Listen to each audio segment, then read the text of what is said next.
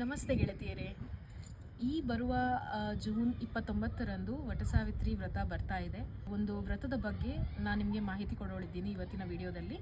So ನಿಮಗೆಲ್ರಿಗೂ ಮುಂಚಿತವಾಗಿ ವಟಸಾವಿತ್ರಿ ಹಬ್ಬದ ಶುಭಾಶಯಗಳು. ಈಗ ನಾನು ನಿಮಗೆ ಮನೆಯಲ್ಲೇ ಹೇಗೆ ಸುಲಭ ರೀತಿಯಲ್ಲಿ ನಾವು ವಟಸಾವಿತ್ರಿ ಪೂಜೆಯನ್ನು ಮಾಡಬಹುದು ಅಂತ, ಯಾಕಪ್ಪ ಮನೆಯಲ್ಲೇ ಮಾಡಬೇಕು ಅಂತ ಕೇಳೋರಿಗೆ ಒಂದು ಉತ್ತರ.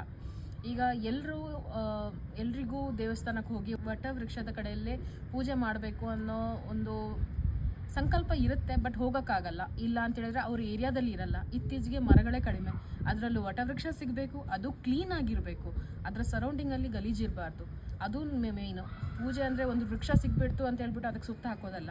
ಸೊ ಅದರದ್ದು ಆ ಪರಿಸರ ಕ್ಲೀನ್ ಆಗಿರಬೇಕು. ಇನ್ನು ನೀವು ಅಲ್ಲಿ ಹೋಗಿ ಪೂಜೆ ಮಾಡ್ತೀರಿ ಅಂತ ಆದರೆ ಮುಂಚಿತವಾಗಿ ಹೋಗ್ಬಿಟ್ಟು ಕ್ಲೀನ್ ಮಾಡಿ ಬನ್ನಿ, ಆಮೇಲೆ ಹೋಗಿ ಪೂಜೆ ಮಾಡಿ. ಇಲ್ಲ ನಮ್ಗಾಗಲ್ಲಪ್ಪ ಕ್ಲೀನ್ ಮಾಡೋಕ್ಕೆ ಅಂತ ಹೇಳೋರು ಈ ಥರ ನಾನು ಹೇಳುವ ವಿಧಾನದಲ್ಲಿ ನೀವು ಮನೇಲಿ ಪೂಜೆ ಮಾಡ್ಕೊಳ್ಬೋದು. ನಿಮಗೆ ಎಲ್ಲ ನರ್ಸರಿಗಳಲ್ಲೂ ವಟವೃಕ್ಷ ಸಿಗುತ್ತೆ. ಸಿಕ್ಕಿಲ್ಲ ಅಂತ ಹೇಳಿದ್ರೆ ನೀವು ವಟವೃಕ್ಷದ ಒಂದು ಫೋಟೋ ಕೂಡ ಇಟ್ಕೊಂಡು ನೀವು ಪೂಜೆ ಮಾಡ್ಬೋದು. ಸೊ ಎಲ್ಲ ಇರುವಂಥದ್ದು ನಿಮ್ಮ ಭಾವನೆ ಮತ್ತು ನಿಮ್ಮ ಒಂದು ನಂಬಿಕೆಯ ಮೇಲೆ ಈ ಪೂಜೆ. ನೀವು ನಂಬ್ತೀರಾ, ನೀವು ಮನಸ್ಸಿಂದ ಮಾಡ್ತೀರಾ, ಈ ಪೂಜೆ ಫಲಕಾರಿ ಆಗುತ್ತೆ. ಸೊ ಅಷ್ಟೊಂದು ಭಕ್ತಿ ಭಾವ ಇಟ್ಕೊಂಡು ಈ ಪೂಜೆ ಮಾಡಿ. ಯಾವುದೇ ಒಂದು ಪೂಜೆ ಪ್ರಾರಂಭಿಸುವ ಮೊದಲು ಗಣಪತಿ ಪೂಜೆಯನ್ನು ಮಾಡುವುದೊಂದು ಕ್ರಮ. ಸೊ ಈಗ ನಾವು ಫಸ್ಟ್ ಆಗಿ ಗಣಪತಿ ಪೂಜೆಗೆ ತಯಾರಿ ಮಾಡ್ಕೊಳ್ಳೋಣ. ನಾನೀಗ ಇಲ್ಲಿ ಇಟ್ಟಿರುವಂಥ ಟೇಬಲ್ ಮೇಲೇ ಗಣಪತಿ ಪೂಜೆ ಮಾಡ್ತಾ ಇದ್ದೀನಿ. ನೀವು ಇದನ್ನು ಚೌರಂಗ ಅಥವಾ ಮನೆಯಲ್ಲಿ ಕೂಡ ನೀವು ಪೂಜೆ ಮಾಡ್ಬೋದು.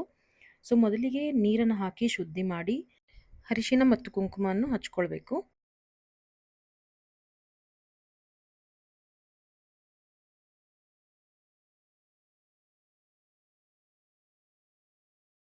ಆದ ನಂತರ ದೀಪ ಪ್ರಜ್ವಲಿಸಬೇಕು. ಈಗ ನಾವು ಗಣಪತಿ ಪೂಜೆಗೆ ಪ್ರಾರಂಭ ಮಾಡೋಣ. 2 ವೀಳ್ಯದೆಲೆ ಇಟ್ಟು ಅದರಲ್ಲಿ ಸ್ವಲ್ಪ ಅಕ್ಷತೆ ಅಥವಾ ಅಕ್ಕಿ ಕಾಳು ಹಾಕಿ ಅದರ ಮೇಲೆ ಒಂದು ಅಡಿಕೆಯನ್ನು ಇಡಬೇಕು ಗಣಪತಿ ಸ್ವರೂಪವಾಗಿ. ಅದಕ್ಕೆ ಮತ್ತೆ ಅರಿಶಿನ ಮತ್ತು ಕುಂಕುಮ ಅರ್ಪಿಸಿ ಮತ್ತೆ ಒಂದು ಕೆಂಪು ಹೂವನ್ನು ಕೂಡ ಅರ್ಪಿಸಬೇಕು. ನಾವು ಮಾಡುವಂಥ ಪೂಜೆಯಲ್ಲಿ ಯಾವುದೇ ರೀತಿಯಲ್ಲಿ ವಿಘ್ನ ಬರಬಾರ್ದು ಅಂತ ಹೇಳಿಬಿಟ್ಟು ದೇವರಲ್ಲಿ ಪ್ರಾರ್ಥಿಸಿ ನಾವು ಈ ಪೂಜೆಯನ್ನು ಮಾಡಬೇಕು. ತದನಂತರ ಗಣಪತಿಗೆ ನೈವೇದ್ಯ ಮಾಡುವಂಥದ್ದು. ನಾನು ಇಲ್ಲಿ ಕೊಬ್ಬರಿ ಮತ್ತು ಕಲ್ಲು ಸಕ್ಕರೆಯನ್ನು ತಗೊಂಡಿದ್ದೀನಿ ನೈವೇದ್ಯವಾಗಿ. ನೀವು ನಿಮಗೆ ಯಥಾಶಕ್ತಿ ನೀವೇನಾದರೂ ಹಣ್ಣು ಆಗಲಿ ಸಕ್ಕರೆ ಆಗಲಿ ಏನು ಕೂಡ ನೀವು ನೈವೇದ್ಯನ ಮಾಡ್ಬೋದು. ಗಣಪತಿ ಪೂಜೆ ಆದ ನಂತರ ನಾವು ವಟವೃಕ್ಷದ ಪೂಜೆ ಸ್ಟಾರ್ಟ್ ಮಾಡ್ತೇವೆ. ಈಗ ವಟವೃಕ್ಷಕ್ಕೆ ನೀರನ್ನು ಹಾಕಿ ಆಮೇಲೆ ಅರಿಶಿನ ಕುಂಕುಮ ಅರ್ಪಿಸಬೇಕು. ಅದ ನಂತರ ಗೆಜ್ಜೆ ವಸ್ತ್ರ ಮತ್ತು ಹೂವು ಅಥವಾ ಹೂಮಾಲೆ ನಿಮ್ಮ ಯಥಾಶಕ್ತಿ ನೀವು ಇಲ್ಲಿ ಅರ್ಪಿಸಬೇಕು.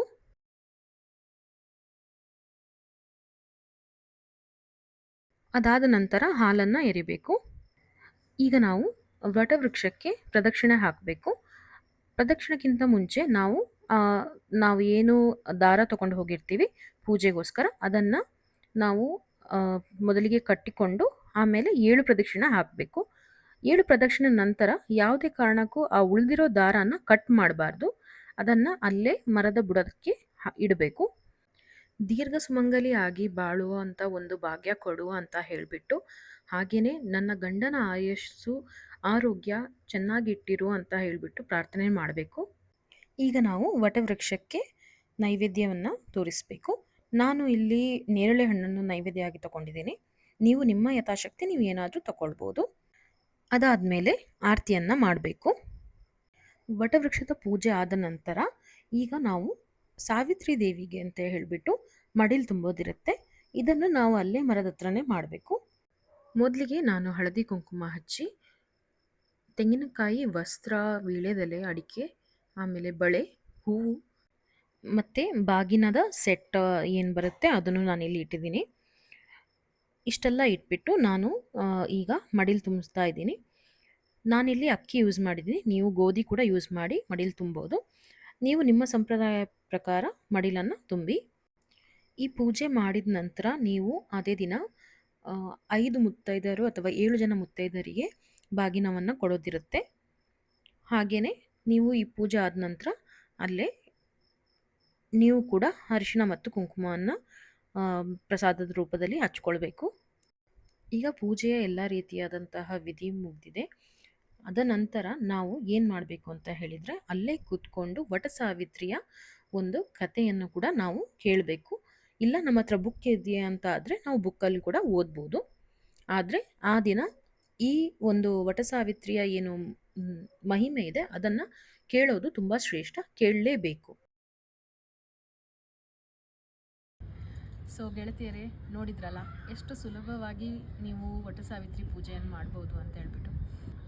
ಯಥಾಶಕ್ತಿ ಮಾಡುವಂಥ ಒಂದು ಸಣ್ಣ ಪೂಜೆ ಅಷ್ಟೇ. ಹಾಗೇ ಮಾಡಬೇಕು, ಹೀಗೆ ಮಾಡಬೇಕು, 10 ಫಲ ತೊಗೊಂಡು ಬಂದು ನೀವು ನೈವೇದ್ಯ ಮಾಡಬೇಕು ಅಂತ ಏನೂ ಇಲ್ಲ. ನಿಮ್ಮ ಕೈಯಲ್ಲಿ ಏನಾಗುತ್ತೆ, ಏನೂ ಆಗಿಲ್ವಾ, ಸಕ್ಕರೆನೂ ಇಟ್ಟು ನೀವು ನೈವೇದ್ಯ ಮಾಡ್ಬೋದು. ಆ ಥರ ಮಾಡಿ ನಿಮ್ಮ ಮನಸ್ಸಲ್ಲಿ ನೀವು ಮಾಡುವಂಥ ಪೂಜೆಯ ಬಗ್ಗೆ ನಿಮಗೆ ಭಕ್ತಿ ಭಾವ ಇರಬೇಕು. ಆ ಭಕ್ತಿ ಭಾವದಿಂದ ನೀವು ಈ ಪೂಜೆನ ಮಾಡಿ. ಸೊ ನೋಡಿ, ಈ ಸಲ ಟ್ರೈ ಮಾಡಿ, ಪೂಜೆ ಮಾಡಿ.